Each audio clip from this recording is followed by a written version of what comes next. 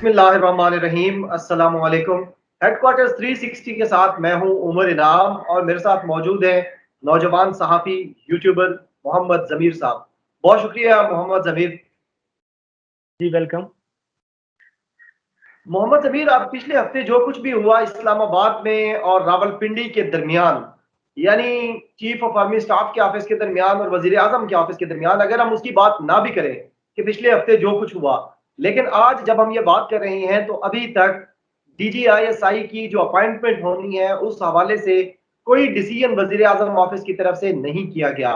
तो बतौर पाकिस्तानी शहरी और एक सहाफ़ी के, आप समझते हैं कि वजीर आजम इमरान खान साहब जो खुद फौज को बड़े अच्छे तरीके से डिफेंड भी करते हैं, उनकी तरफ से DGISI की अपॉइंटमेंट के हवाले से इतना डिले फौज और हुकूमत के दरमियान बहुत ज्यादा एक बड़ा तनाजा पैदा कर सकता है और अवाम के अंदर भी बड़ी तशवीश इस हवाले से पाई जाती है।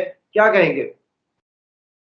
जी उमर इनाम साहब, सबसे पहले तो आपका बहुत शुक्रिया। आपके सवाल को दो हिस्सों में हम कर लेते हैं। सबसे पहले तो आप बिल्कुल दुरुस्त बात कर रहे हैं कि ये मामला जितना ज़्यादा इल्तवा का शिकार होगा, उतने ज़्यादा शकूक व शुबहात जन्म लेंगे और उतनी ज़्यादा क्यासरियाँ जो पिछले एक दो वीक से आपको नजर आ रही हैं।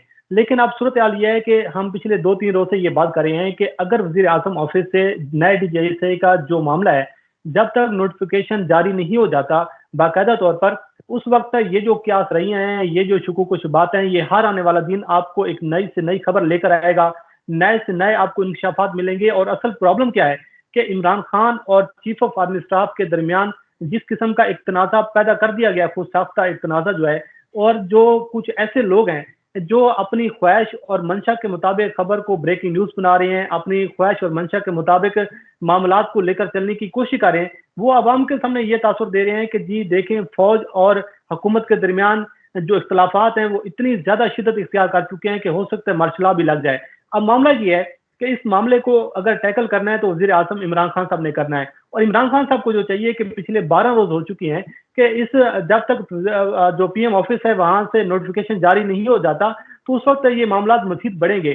तो समझदारी का मुजाहरा ये करना चाहिए PM ऑफिस को। और PM ऑफिस के लिए ये जरूरी है कि अगर इस मामले को यहीं पर खत्म करना है तो इसके लिए ये मसला है कि जब इनको जरूरी है कि नोटिफिकेशन जल्द अज जल्द जारी करना चाहिए।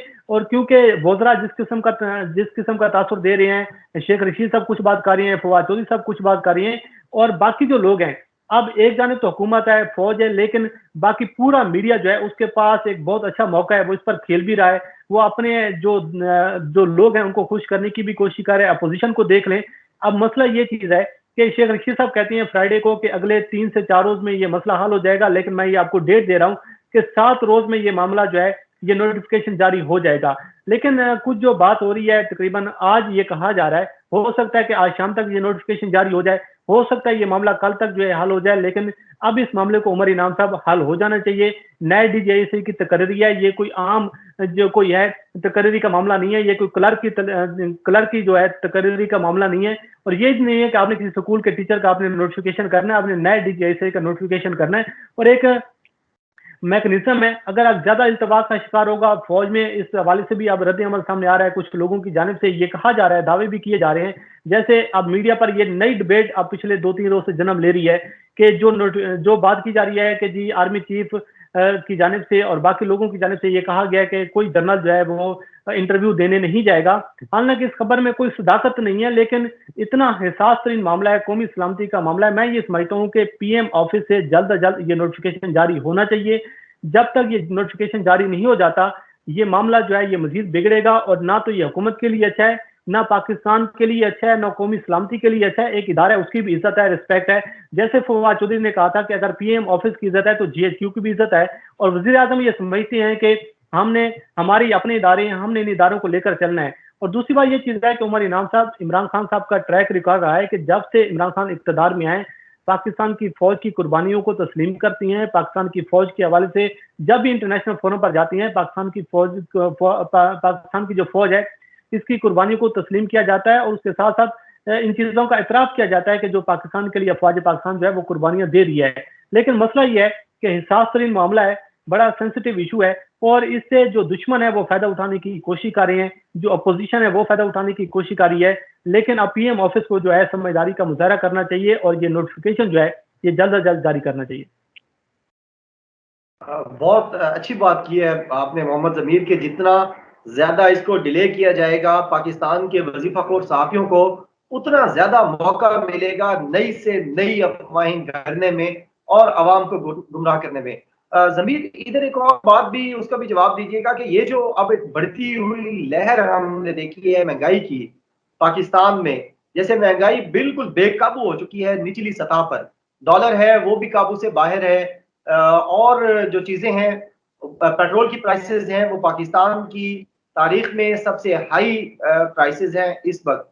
तो ये जो निचली सतह पर अवाम है, उनका क्या कसूर है और उनको किस तरीके से रिलीफ़ दिया जा सकता है? जो कि वज़ीर-ए-आज़म भी चाहते हैं कि निचली जो अवाम है, उनको रिलीफ़ मिले, तनख्वाहदार तबके को रिलीफ़ मिले। लेकिन ये जितनी पॉलिसियाँ हैं और जो महँगाई हो रही है, उससे तो लगता है कि निचला तबका बहुत ज़्यादा परेशान है, तो उनकी परेशानी खत्म कैसे हो सकती है?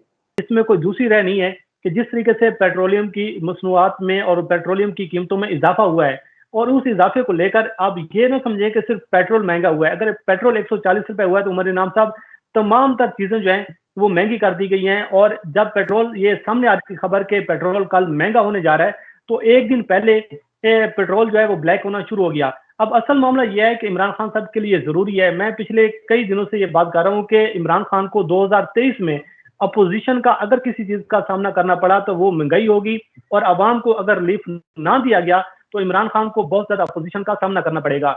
पाकिस्तान की जो अवाम है वो इमरान खान के साथ हर हर मुश्किल वक्त में खड़ी हुई है। जब जब इमरान खान साहब ने कहा है कि पाकिस्तान पर मुश्किल वक्त है, क्योंकि इमरान खान की लीडरशिप को पाकिस्तान की अवाम तस्लीम करती है और उनको ये इस चीज का इदराक है कि हमारा जो वजीर आजम है वो चोर नहीं है। उनको इस चीज का इदराक है कि हमारा जो वजीर आजम है उसकी नीयत अच्छी है काम करने में।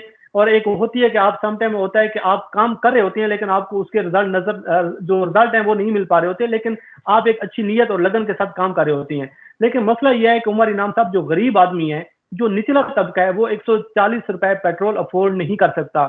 वो घी की जो कीमत है वो अफोर्ड नहीं कर सकता। वो जिस तरीके से अब महंगाई में इजाफा हुआ है, जिस बेचारे की तनख्वाह बहुत कम है वो इसमें गुजारा नहीं कर सकता। तो हुकूमत को ये चाहिए कि कम से कम आप इस मुश्किल वक्त में, ये इस चीज का हमें भी इस चीज का इदराक है, हमें भी इस चीज का हमें पता है कि इंटरनेशनल लेवल पर जब आलमी मार्केट में कीमतों में इजाफा होता है, जब कीमतें बढ़ेंगी पेट्रोलियम की तो पाकिस्तान में भी बढ़ेंगी। लेकिन मसला ये चीज है कि आपको गरीब तबके का सोचना चाहिए, उस तबके का जो दिहाड़ीदार है, जो तनख्वाहदार है, जिसके पास खाने पीने को कुछ नहीं है, आप उसके लिए रिलीफ दें, उसके लिए सब्सिडी देनी चाहिए। और अब ये खबर सामने आ रही है कुछ देर पहले जब हम ये वीडियो रिकॉर्ड कर रहे हैं कि इमरान खान साहब ने एक आम इजलास तलब कर लिया है महंगाई के हवाले से, और अब होना चाहिए। क्योंकि मसला ये चीज है कि जिस तरीके से डॉलर ऊपर जा रहा है और कीमतों में इजाफा हो रहा है, आप गरीब आदमी को ये नहीं समझा सकते कि जी इंटरनेशनल लेवल पर कीमतें बढ़ेगी तो उस वजह से हम ये कीमतें बढ़ा रहे हैं। लेकिन गरीब आदमी जो है उसको चाहिए कि जी उसके घर का राशन पानी होना चाहिए, उसके लिए जो जरूरी चीजें हैं वो उसको अवेलेबल होनी चाहिए। जब वो मार्केट जाता है तो वो परेशान होता है। मैं खुद कल परसों मार्केट जा रहा हूँ, लेकिन यकीन करें अवाम बहुत ज्यादा परेशान है। उमर इनाम साहब, अवाम बहुत ज्यादा मुश्किल में है।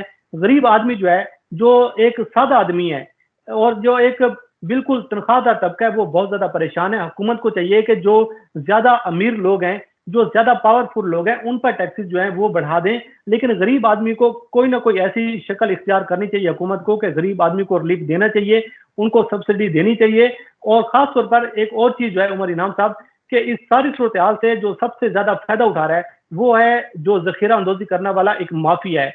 जिस माफिया के खिलाफ इमरान खान कहते हैं कि मैं जंग लड़ा हूं, अब इस महंगाई की आड़ में, पेट्रोलियम की आड़ में आकर वो शख्स भी कीमतों में इजाफा कर रहे हैं जिन लोगों ने अपना सामान जो है, अपना स्टॉक जो है पिछले 6 माह पहले खरीदा हुआ था। लेकिन अब वो कहते हैं कि जी देखें पेट्रोल 140 रुपए चला गया है, हम किस तरीके से आपको ये चीजें इतनी कम कीमत पर हम दें।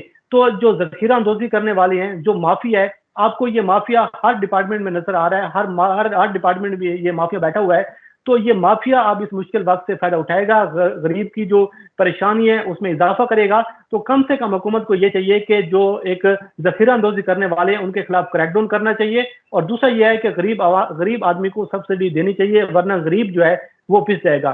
और जिस दिन उमर इनाम साहब अगर गरीब आदमी जो है आम पाकिस्तानी सड़कों पर निकल आया तो ये हुकूमत के लिए बड़ा मुश्किल होगा, क्योंकि अपोजिशन को तो किसी न किसी किस्म का कोई मौका चाहिए, कोई ऐसी मुहिम चलिए जिस मुहिम को लेकर वो आगे चले। लेकिन अब हुकूमत को करना पड़ेगा, रिलीफ देना पड़ेगा। सही है, बिल्कुल ऐसे ही है मोहम्मद ज़मीर साहब। आपने बड़ी खूबसूरत बात की है कि जब ये जो निचला तबका है जिसने इमरान खान को सपोर्ट किया है और अभी तक भी सपोर्ट कर रही हैं। अगर इमरान खान इनको डिलीवर करने में और इनकी जिंदगियों में आसानियां लाने में नाकाम हो जाते हैं तो 2023 का जो इलेक्शन है उसमें इमरान खान साहब को खुद भी घबराना पड़ सकता है। आपका बहुत शुक्रिया नाजरीन, आपने मोहम्मद जमीर साहब की आर्मी चीफ और वजीर आजम ऑफिस के दरमियान जो DGISI के मामले के ऊपर तनाज़ा है उसके ऊपर भी आपने गुफ्तगू सुनी और अवाम जो महंगाई से परेशान है उसके ऊपर भी गुफ्तगू सुनी। उम्मीद है आपको अपनी आज का ये जो प्रोग्राम है ये पसंद आया होगा। अपनी दुआओं में हमें याद रखा कीजिए। बहुत शुक्रिया। अल्लाह हाफिज। पाकिस्तान जिंदाबाद।